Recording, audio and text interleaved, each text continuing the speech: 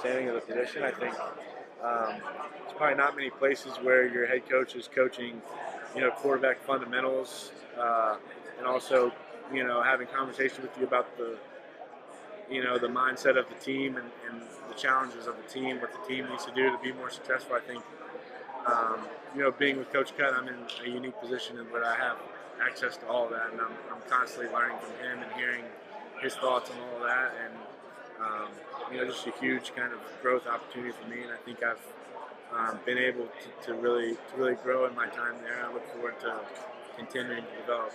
Talking about the golfers, you guys played golf a lot this summer. Who's the best golfer? Best golfer. Somebody's got to have a low scores. Yeah, I don't know. I think Colin Wareham, a kicker for us, is a good golfer. Yeah, I don't know who the best is. We're all pretty competitive. Inconsistent.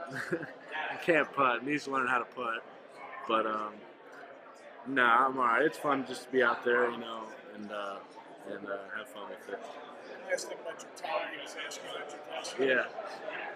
Sir can give you that. He left East Carolina. I'm not going to need this for time.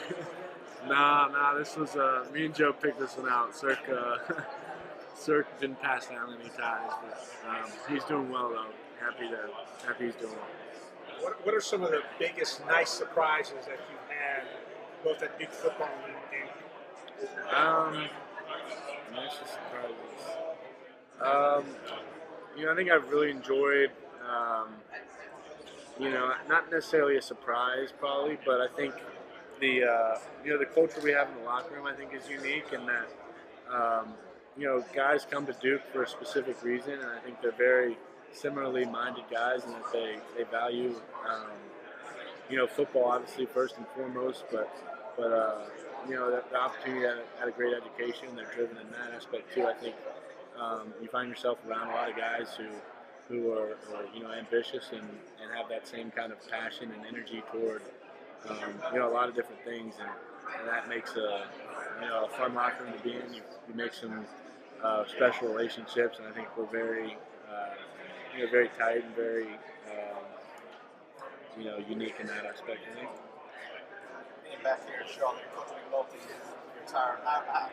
How weird is that to say that, Coach McNulty is not coaching Latin? Yeah, that's strange. He's been so long. He's been the coach that he tried to step down. That was my 8th grade year, I think, and he couldn't get himself to do it. So, but no, I'm very appreciative of what Coach Max meant to me. He's done so much for me, and he's a special person, a special coach, and happy he's had the career he's had. I mean, it's been unbelievable what he's accomplished for that program, for himself, and for so many of us who played for him. He's just a special coach, and it's been fun to keep up with him. I've talked to him once every few weeks and stay in touch. So hopefully he'll make it up for a couple games this year. I think he'll try to. So it's just weird not seeing him at Atlanta. I think Coach Harden will step in and do a great job. Very, he's a special guy too. But Coach Mack's done such a great job over the years. Could you imagine that things have gone as well as they have for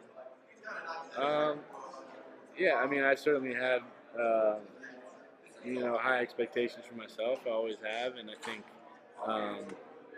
it's been fun. I think the opportunity to play at Duke was something I was very excited about. Before I necessarily had the opportunity, but I think it's been a lot of fun, and I'm certainly very fortunate to be in the position I am. For sure. With the defense sort of being the known commodity on this team, does the success of this season depend a little bit more on how consistent, how good the offense is this year? Yeah, I mean, I think that has a lot to do with it, but I mean, it's both sides of the ball. It's the kicking game. It's everything that's gonna help us win those games. I think we certainly have a lot of confidence in our defense, and that helps us out a whole lot. I think offensively, I think we know we need to hold up our end of the bargain and score points, push the ball down the field, keep them off the field. I think that's all very important to us, and we'll continue to develop throughout camp and throughout the season. You had a year where you got to sit and watch and learn as a redshirt, and then you had a year where you were thrust into the starting job maybe earlier than expected. Looking back, which one do you think you learned more here? I think you definitely learn the most when you're playing out there on the field. I think you can learn a lot watching, but there's nothing more valuable than experience than doing it yourself. So I learned a lot then, and I think I can say the same thing about last year. I learned a whole lot last year as well. Especially as a young quarterback, can you kind of go into survival mode where you're just trying to not make mistakes and you stop learning just because you're out there and they're coming at you? Right. Yeah. I mean, I think you can do that some. I think that's not a place you want to be, but I think you can learn. You can still learn something from being there and understanding, how to get out of that or how you find yourself in that position. I think, all experience is valuable. You can learn a lot from all of it. But yeah, I think there is probably a position young quarterbacks can find themselves in a lot where they're worried about not making mistakes. And I looked at the redshirt rule in the offseason. How much would having a couple of games in that redshirt year have helped you along the year? Yeah, I think it would have been huge. I think that's very valuable for those guys that will have the opportunity to do that. I think even getting at the end of games and just getting game snaps, I think is valuable experience.